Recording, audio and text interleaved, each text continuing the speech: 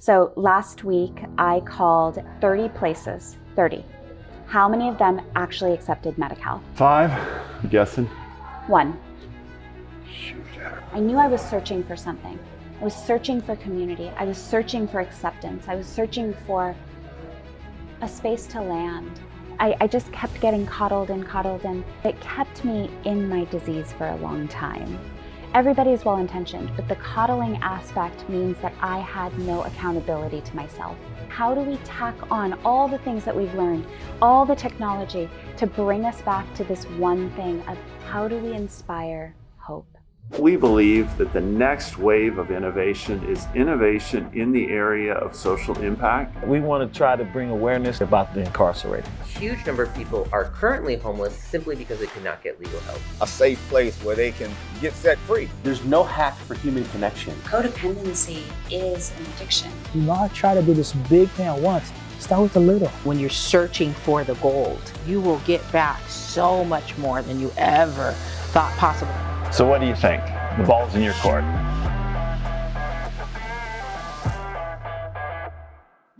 Hello, welcome to the Innovate podcast powered by Geo.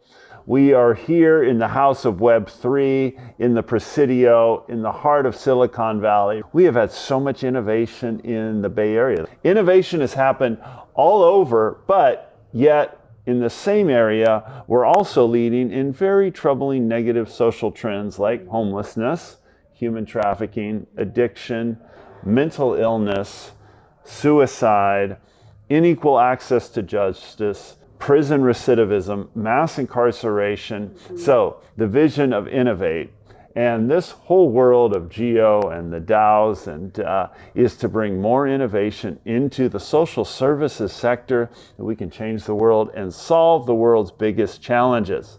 So I'm super excited. I've been excited all day about my conversation today with Nikita. I want to hear more about your story. Ultimately, you went through your story so you could be right at this moment. Yeah. And it was really all preparation for your destiny, you know, and Totally. you knew you needed to be educated. You've got a bright mind. He's given you all these gifts. Also allowed you to go through this so that now you can help others. But 20 years in and out before it finally took. Mm-hmm. Okay, you said one of the big challenges was that the 28 days in rehab were good, you'd get sober and you'd come out, but you never got deeper than the substance addiction. So your body got over the substance addiction, but the deeper. I never knew how to actually interact with the outside world.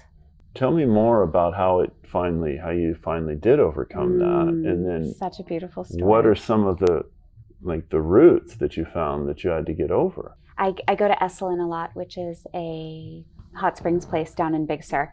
It's like a private retreat space. And last time I was there, this young man who I do know from this community, we did yoga right across the street at Baptiste Power Yoga, wanted to have lunch with me. And I was telling him that 2020 was the time that I went to rehab. I went back to rehab and I finally really got sober. And it's because when I was leaving rehab, everything was shut down. And I had to create a container for myself. And so I went over to that yoga studio and they were offering scholarships, 1-year scholarships. And they said, if you can tell us why you need this scholarship, we'll give you a year free. And I said, everything is shut down. This is an elite high-end yoga studio. It's exactly, Okay. it's expensive, right? Okay. So I really need community, accountability, a space to move my body. And the next time I came in, they said, you have that scholarship. The only thing that we expect of you is we want to see you in here 4 times a week. You know, because of that studio, I found community. I found a space to land. I found the continuation of the 28 days was found in that community. Wow. Because of that, you know, just a few weeks later, Reframe, which was a startup at the time, it's still a startup, which is Recovery Through the Power of Neuroscience. They called me and they said, I think that you should be the next coach. Okay, so it's interesting. So the scholarship by this yoga studio was catalytic Exactly. for you to get that extension. If you had it like the first time, you had gone through rehab, do you think? No. So you weren't ready? I think I needed some time. So because of the scholarship, I got some time. I got to work at Reframe. You know, we took that from 2 people showing up to meetings to 250 people showing up to meetings. We raised So you really $25 million killed on, Wow. you know, on this beautiful face. And because of that, I, you know, got to work in this field. And because of that, like, I got my life back. I live in this amazing apartment. So I'm telling this whole story to this young man who I've met maybe twice before. And he's sitting there and the ocean's behind him and it's glittering. And I look up and he has tears in his eyes. And I was like, oh my gosh, I didn't mean to trigger. And he said, no, I never told anybody, but I'm the one who paid for those scholarships. So beautiful. Wow. Like this one person who made a commitment to allow somebody else to move their body, and little did he know the ripple effect that would spread. I mean, at Reframe, I must have worked with 1,200 people, but think about their families. The families that got their child, their mother, their sister back. Working at Reframe, like you're basically helping others, and that's helping you. Exactly. On it's your this own whole feedback loop. And when we talk about mentorship and even about this basketball program, you gain a little bit of insight into yourself, and what do you start doing? You have 2 options, and both of them are fine options, right? You can go off and like take that self-knowledge that you've gone and go your own way. But if you stay and you look at the next person, you say, I know exactly where you've been. I have a visceral feeling, and I'm going to put my hand out to you, and I'm going to tell you how I did it. That does not need to be the way that you do it, but I'm going to hold space for it.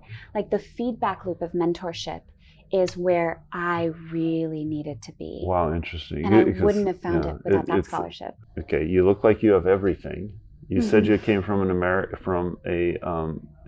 family. An immigrant family.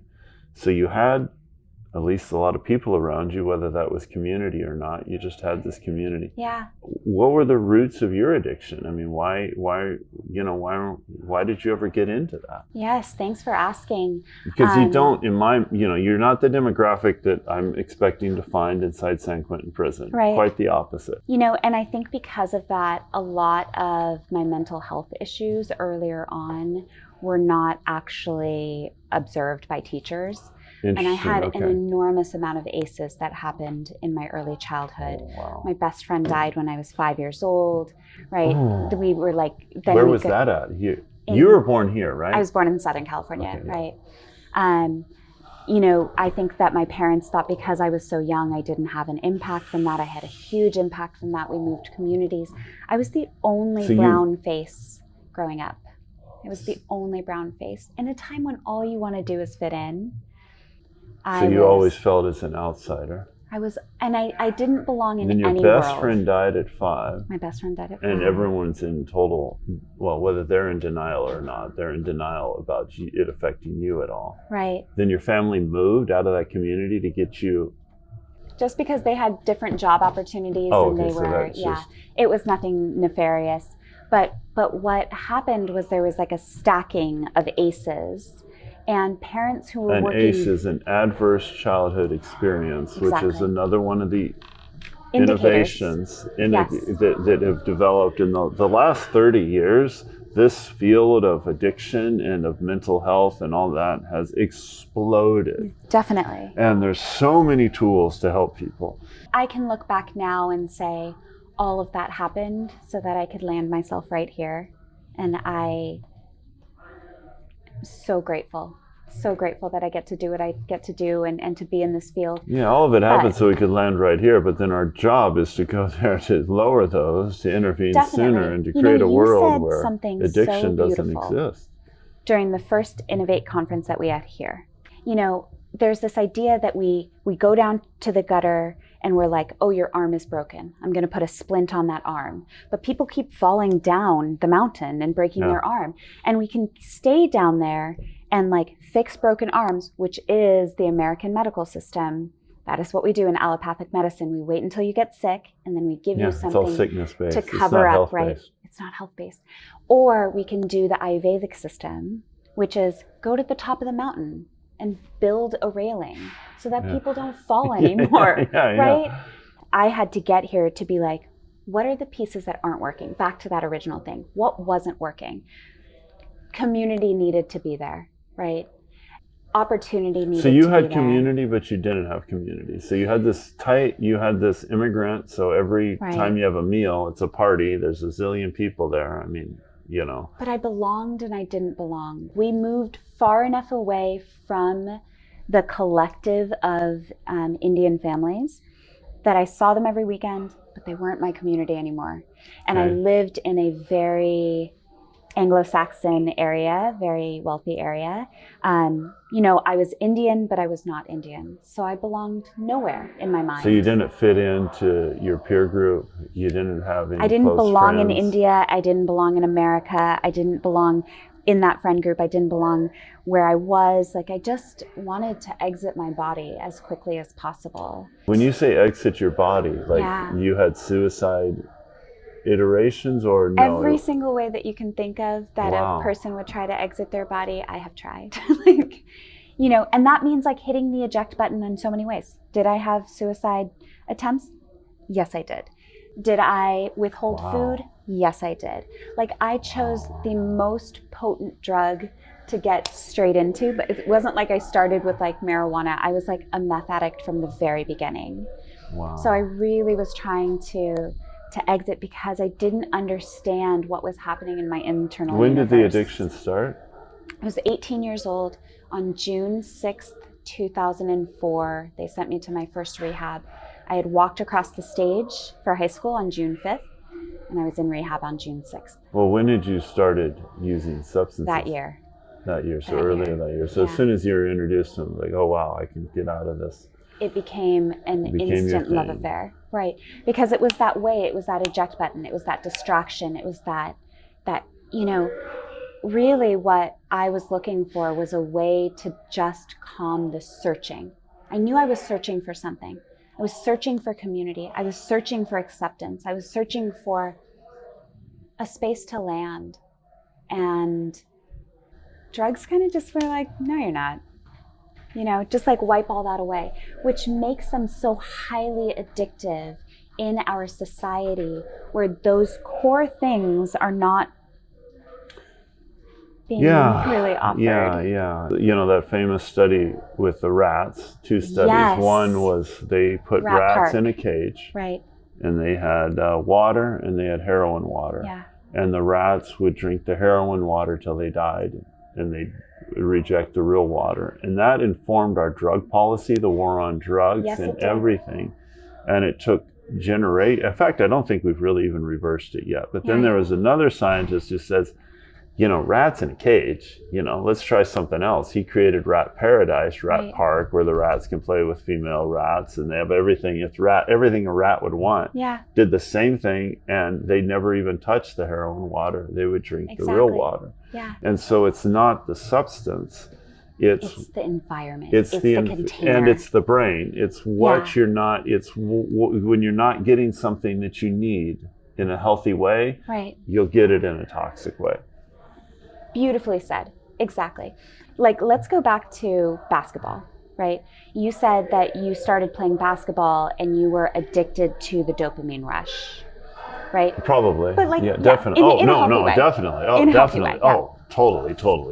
So I remember. But that's not even, that's a very healthy addiction. That's how, it's one of the healthiest things you do. But no, it could have become negative. It could have become a negative, definitely. right?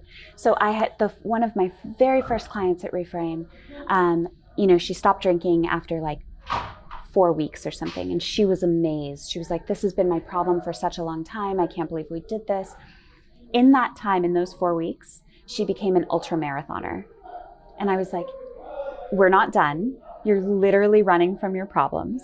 And she was like, no, I'm good. I'm like running this ultra. She came back 3 months later. She had bone spurts in her feet. Yeah. Right? Because if there is the opportunity, you have to use that as the starting point. And you have to address your ACEs. You have to be healed of your ACEs and your trauma and all that. Innovation, when we're talking about that, this is why I think it's so important to talk about this, because We have so much more access to therapy modalities that actually help us see our internal world. So Dick Schwartz, Internal Family Systems, makes Jungian shadow work very accessible to everyone. Interesting. But Okay. how do we make that accessible So he's innovated to upon everyone? this obscure, well, somewhat obscure technical thing and made it and getting better results. Does he have a Jungian book? shadow work is very difficult. It's very dense. I'm very obsessed with it. But shadow work took on different, modes. And until it landed right now at Dick Schwartz and Internal Family Systems, he has many books. So if someone's interested, like I'm curious, Yeah. where would be a book they would start? Dick Schwartz. Dick Schwartz. Yeah, What's a Internal book you'd Family recommend? Systems. He just wrote a new book, and I'm blanking on the name of that book. But if you type in Internal Family Systems or IFS into any web browser now, Okay. it's a very popular thing. Here's the Okay. thing. I work at the Recovery DAO here. I'm really trying to make sure that everything is available to not just the people with very nice insurance, but to the masses. So last week, I called every single provider in Napa County, Sonoma County, and Marin County that was on the government website that said that they accepted Medi-Cal. I called 30 places, 30. How many of them actually accepted Medi-Cal? 5, I'm guessing. 1. Shoot. 1. They were on the government website saying that they accepted Medi-Cal. If I was a person that was actually in crisis and I got on that website, I somehow made myself get to that website, and then I start calling and I say, hey, I just have Medi-Cal. Do you take Medi-Cal? No. Hey, I have Medi-Cal. Do you take Medi-Cal? No. How many would I go through before I just gave up and just went back to the bottle? How many? 3? Maybe, right? You wouldn't even land yourself at that last one and be like, okay. And obviously the government has a strong incentive to keep their website updated. So here's what I've gotten from you. You had a supportive community, which is why you're here, as opposed to, it's not to laugh at, but I had as a opposed to supportive community. dying. Right. You had a supportive community that didn't give up on you. So Yeah. you had a positive outcome, but it took 20 years to get to that positive outcome. They were able to help you to get you in and out of rehab and back into rehab, and they never gave up. And finally, after 12 times, it took. What they didn't know was to address that the substance was just one manifestation. So they could only address the substance, and they addressed it 12 times before you actually were ready to get it to a deeper place. Right. So your input would be the innovation that needs to happen is not think of just the first 28 days of recovery or 2 weeks of recovery, but particularly the transition after that, and to deal with the roots, to a deeper way of understanding the whole root cause. And ideally, we're going to be able to equip these into families to be equipped to do this, that you do it in your formative years. Exactly. Before you even get introduced to drugs. Yeah. So it's more education on that, and then the transition after it. That's another innovation in the world. You learned a whole lot from community, physical activity, yoga, and those programs bring that into the recovery world more. And whether they're recovery programs or prevention programs, those are really two sides of the same coin. Right. Okay. But there's another piece, like talk about, you had to make a decision. What was the catalyst for you after however long it was that you reached your bottom point, and then you internally chose to change? Right.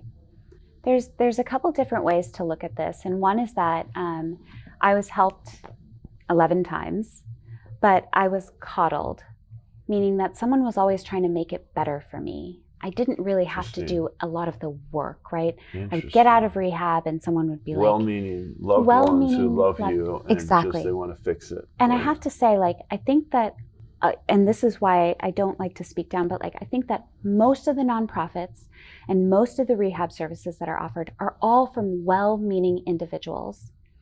But are we actually providing the service? So The last time I went in, it was, oh my gosh, May 16th, 2020.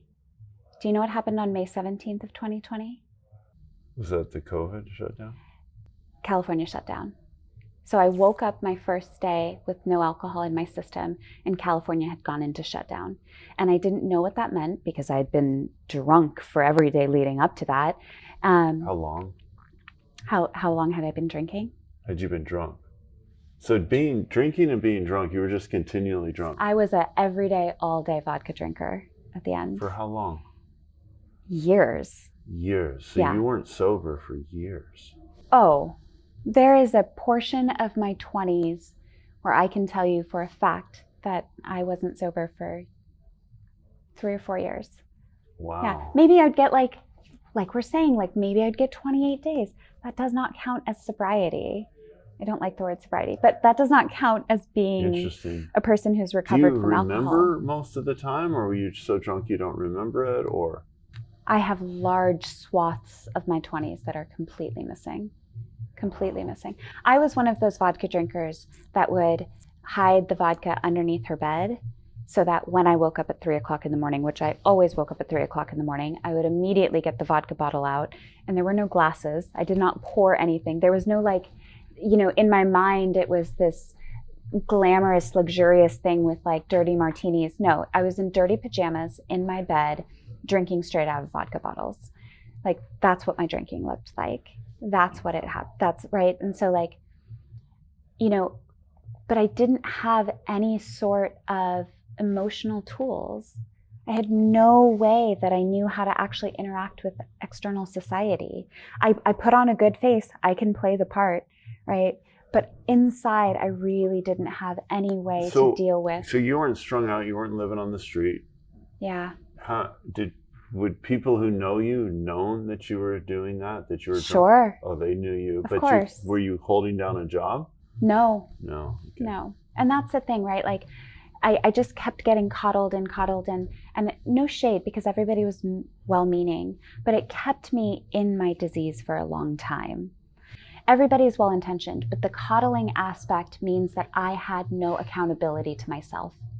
I never was accountable. And so what happened during 2020 is that everyone had to step back because everyone had to take care of themselves. Like, nobody knew what was happening. Wow. My parents had to take care of themselves. My sister had to take care of herself, right? And it actually allowed me for the first time to think about what I needed. What I needed was strong community. So them stopping back, and now you're out of recovery, so you're finally sober, so you can think. Right. And them actually stepping back gave you the space that you needed to make your own decisions. Right. We at the Recovery DAO had our first in-person event last week. And I just want to say, it was on June 6th, 2024. I planned it. I got there. We ordered 17 pizzas. We had delivered tokens around the Tenderloin. I wasn't sure anybody was going to show up. Someone over here was our amazing speaker. It was just incredible. What made it so perfect was that AJ's documentary is documenting the people that we were actually looking to serve. We have to see ourselves represented in order to be heard, in order to feel like this actually applies to us. So sometimes I'm not the best model because I don't think people always look at me and think that I was a terrible drug addict, even though I was, right? But that's okay. So AJ was such a perfect person to be the speaker. But you know, what was really wonderful was I didn't realize until 3 days before that it was the exact 20th anniversary of the first time I walked into rehab. Wow, that's beautiful. This container of 20 years, right? And so we were delivering pizza after the actual event, and I went and handed a piece of pizza to a young man who had a glass meth pipe in his mouth. And for me, it came full circle, that I went through a lot of pain, a lot of learning, so that I could be here to like put my hand out and say, like, what's not working for you? And I think a lot of the things that are not working in the Tenderloin are people have tried recovery programs before. Mm-hmm. and it didn't work. And so the aversion is, but it didn't work for me. And so this idea of like, how do we bring people back to the table? Our name is called Reimagine Recovery. Those are the dinners that we hold in the Tenderloin. Okay. And it's inspiration, it's nourishment, it's community, it's a message of hope. I feel like when we're talking about innovation, the 4-letter word for me for innovation is hope. Okay. That's what it is. How do we tack on all the things that we've learned, all the technology to bring us back to this one thing of how do we inspire hope? This time it'll work. I see the light. I'm going to try. I'm going to try again. Because if I'd stopped trying, I think a lot of people would have stopped at five rehabs and been like, this just isn't working, right? There was something in me that was like, just keep going. Like, just keep trying. The hope never died.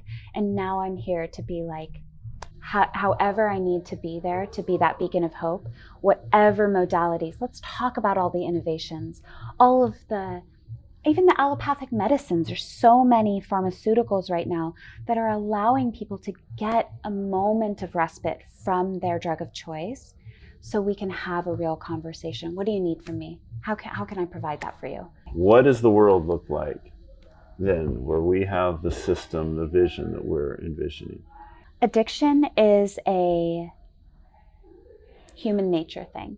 Mm-hmm. You don't get away from addiction. I'm not looking for like world peace to be the thing. And right, I have rose-colored glasses, but not in that sense. But I think what happens is that when people need services, when they put their hand out on that very day, that they will be allowed the services that will really help them. And if that's 28 days, that's wonderful. And if they feel ready at 28 days, but if that is 72 days, 14 months, whatever they need, that it will be provided readily with the best, most innovative technologies, information, neuroscience being brought into those courses to say, like, this is what's happening in your internal world. If you don't know what parasympathetic activation is, if you don't know what sympathetic activation is, you don't know how to drop down.